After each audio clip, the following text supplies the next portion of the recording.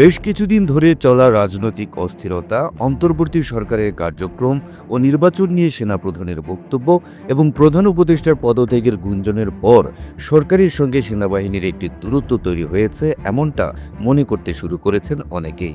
সামাজিক যোগাযোগ মাধ্যমেও সেনাবাহিনী ও সরকারের মধ্যে টানাপোড়েন নিয়ে নানা পোস্ট দিতে দেখা গেছে নেটিজেনদের। এ অবস্থায় বিষয়টি নিয়ে নিজেদের অবস্থান ব্যাখ্যা করেছে সেনাবাহিনী।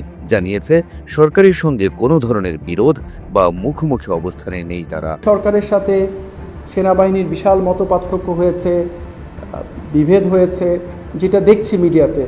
Let us not interpret in this manner. এরকম আসলেই কিছু হয়নি। ২৬ মে সোমবার ঢাকা সেনানিবাসে আয়োজিত ব্রিফিংয়ে একথা জানান সেনা সদরের ব্রিগেডিয়ার জেনারেল মোহাম্মদ নাজিমুদ্দৌলা। তিনি বলেন, সরকার ও সেনাবাহিনীর মধ্যে কোনো বিভেদ নেই। সামাজিক যোগাযোগ মাধ্যমে যেসব তথ্য প্রচারিত হচ্ছে তা সত্য নয়।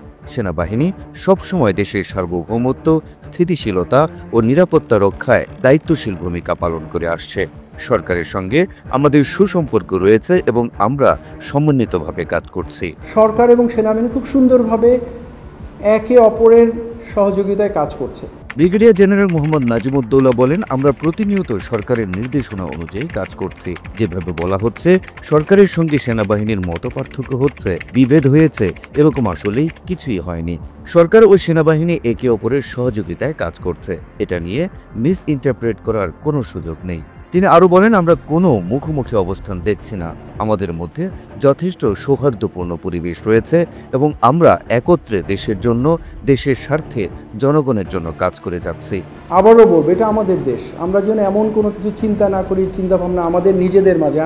মিনিং আমরা মিন্স আমরা। ডিসেম্বরে নির্বাচন না হলে সেনাবাহিনী ক্ষমতা গ্রহণ করবে কিনা এমন গুঞ্জনের বিষয়ে জানতে চাইলে সেনা সদরের পক্ষ থেকে কর্নেল শফিকুল ইসলাম বলেন, ডিসেম্বরের মধ্যে নির্বাচন না হলে সেনাবাহিনী ক্ষমতা গ্রহণ করবে এমন গুজবের কোনো ভিত্তি নেই।